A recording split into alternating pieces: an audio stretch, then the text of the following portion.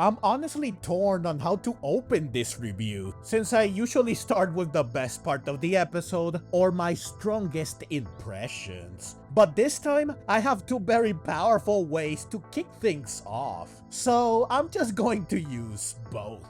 First, finally, at long last, we get another capture in this series. It's been 27 episodes since the last one, Pagogo, and considering it was essentially part of the team long before its capture, it's actually been 63 episodes since we got a proper classic capture. One involving a Pokemon who was only present for one episode or for a couple of episodes. The last time this happened was with Tinkatink in episode 39, which aired well over a year ago.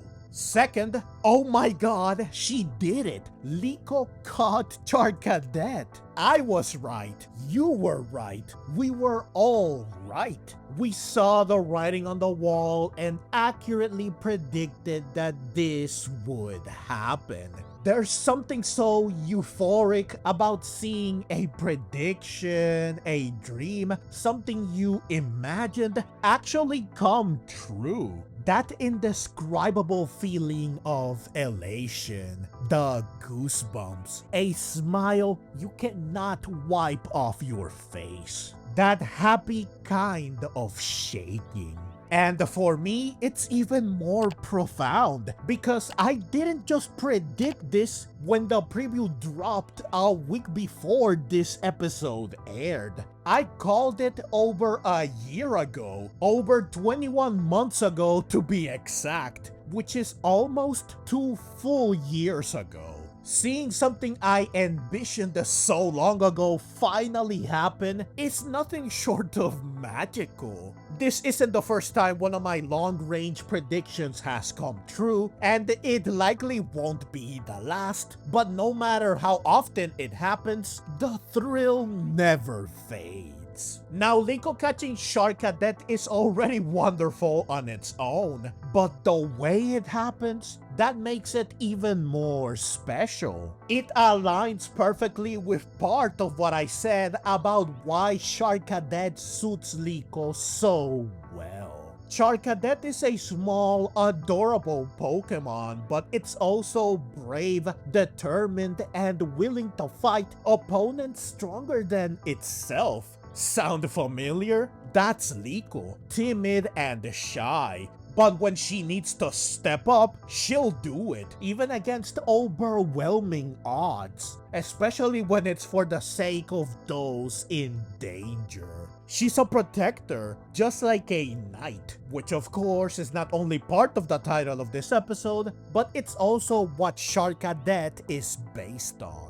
This dynamic is explored wonderfully in this episode. Charcadet wants to protect the Pokemon being threatened at the ruins by a rampaging Scovillain, and it even charges into battle with Pagogo like a true knight on horseback, just as I imagined it would. And when it sees Liko doing her best to protect a wild Pokemon, it recognizes that she's the same as it, a kindred spirit. Someone willing to selflessly risk herself for the sake of others. In this moment, it's clear Charcadet takes an interest in her, which can only mean one thing. Fittingly, once it decides to join her, it kneels on one knee before her like a knight, pledging fealty or swearing allegiance, and hilariously, Liko interprets this as a vow to protect her. And honestly, she might be right. Her disregard for her own safety probably made Charcadet go, okay, this girl definitely needs me. It's also noteworthy how Charcadet nods when Liko shows concern for Scovillain after the battle. Clearly, Charcadet approves of the fact that Liko is so kind that she even extends a hand to a Pokemon that moments prior was causing harm and havoc. She cares for and respects even her opponents like a knight would. Yet another thing she and Charcadet have in common. Whether it's out of admiration, instinct, duty, or because they are so alike, the result is the same. Charcadet chooses to join her team and she gladly welcomes it with open arms. Even better, the bond between Charcadet and Pagogo, brief as it was, still holds meaning. They remember each other from episode 57 and immediately pick up where they left off. And in a heartwarming touch, Pagogo is the one who encourages Charcadet to join Liko alongside the wild Pokemon they rescued. A classic moment of encouragement and approval that follows the long-standing tradition of the friends of a wild Pokemon given their blessing so that it leaves them to join a main character. Also, I love that right after the capture, Charcadet and Pagogo go right back to being a knight and steed duo. I'd love to see this hilarious and adorable dynamic become a running gag, or even better, play out in battles. It honestly reminds me of Calyrex and its steeds, Spectrier and Glastrier. Though of course, once Charcadet evolves, this likely won't be possible for obvious reasons, unless Pagogo assumes its terrestrial or stellar forms. Which, now that I think about it, would be really cool. Just picture Armarouge charging into battle on a transformed Pagogo. Absolutely epic. I also love that even in the short time it gets to show off, Charcadet still manages to leave a very strong impression. It smartly uses its Flash Fire ability to absorb a Fire-type move from Scobilin, not only nullifying the damage, but also boosting its own attack power in the process, allowing it to fire back with its own Fire-type move, which proves to be decisive. Taking down a Lacuium-afflicted Pokemon solo essentially is nothing short of impressive.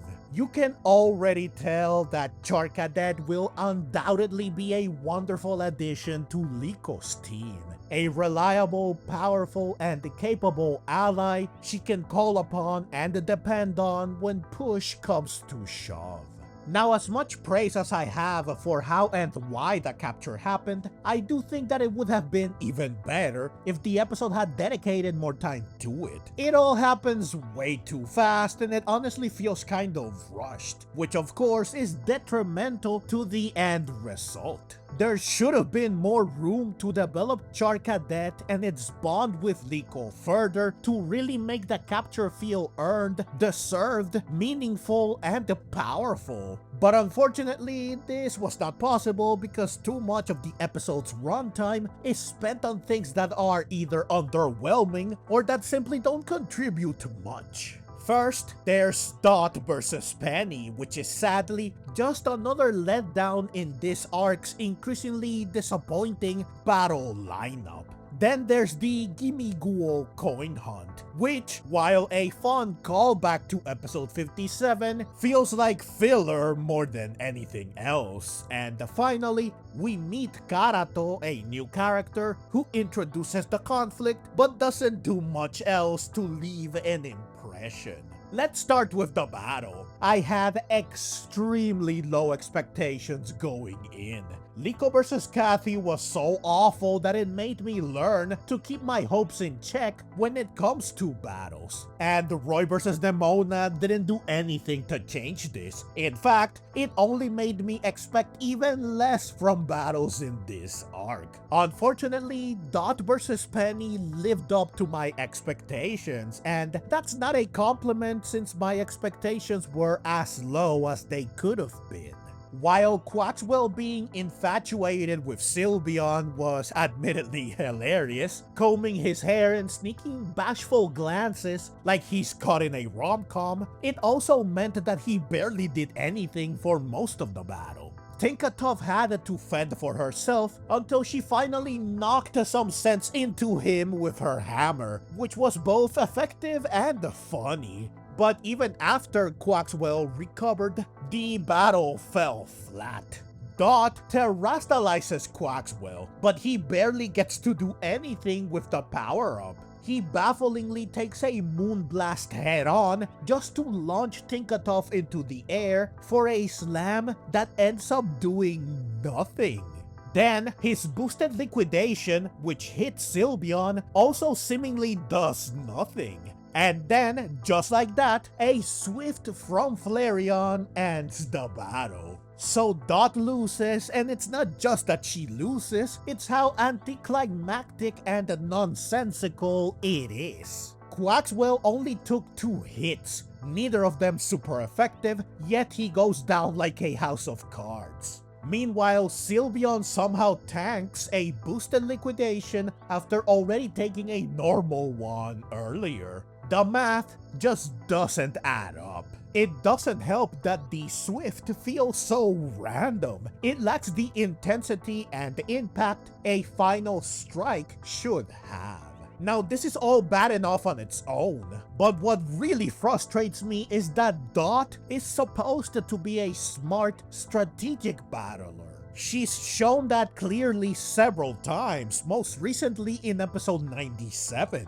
Here though, she's made to look like a complete amateur. Other than Tinkatuff forcefully snapping Quaxwell out of his infatuation, there's no cleverness, no strategy. She doesn't make use of type advantages by having Tinkatuff use Metal Claw on Sylveon. She doesn't even try to clear the way for Quaxwell to attack Flareon by having Tinkatuff deal with Sylveon. And having Quaxwell take a free hit to launch Tinkatuff into accomplishing nothing makes no sense. Like, what was Dot thinking? Was shaking the ground via slam meant to disrupt Sylveon and Flareon? Perhaps, but it didn't do Dot and her Pokemon much good now, did it? It feels like the writers intentionally dumped her down for the sake of giving Penny a win. And what does this battle accomplish? Penny proves she can battle well, something that comes as a surprise to Liko and friends, but not to those of us that played Scarlet and Violet, and that's it. There's no growth or development for Dot, no lessons learned, no payoff.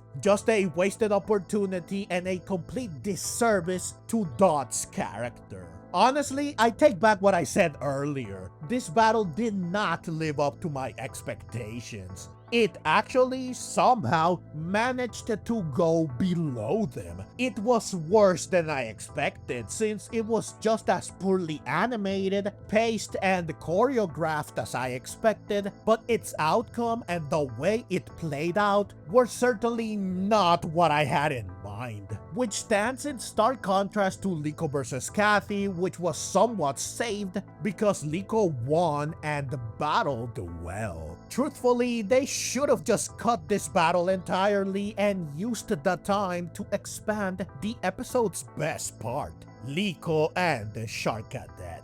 Nemona and Roy praising this sorry excuse of a battle is just embarrassing. And honestly, kind of cringe. Like they are trying to mislead us, the audience, into thinking that this battle was actually good. Now, while I'm definitely not a fan of the time spent at the Naranja Academy in this episode and the previous one, it's nice that we get to see Nemona, Penny, and Dendra one last time, likely for now, as they bid farewell to Liko and the friends. Now onto Karato, the student whose Scovillain goes on a rampage due to Lacuium. He doesn't do much aside from kickstarting the main conflict. His most important contribution is that he introduces us to the idea that strong spheres can have long-term consequences. We've already seen how they can damage bonds between trainers and Pokemon in the short term. but this episode shows that prolonged use can completely sever that bond.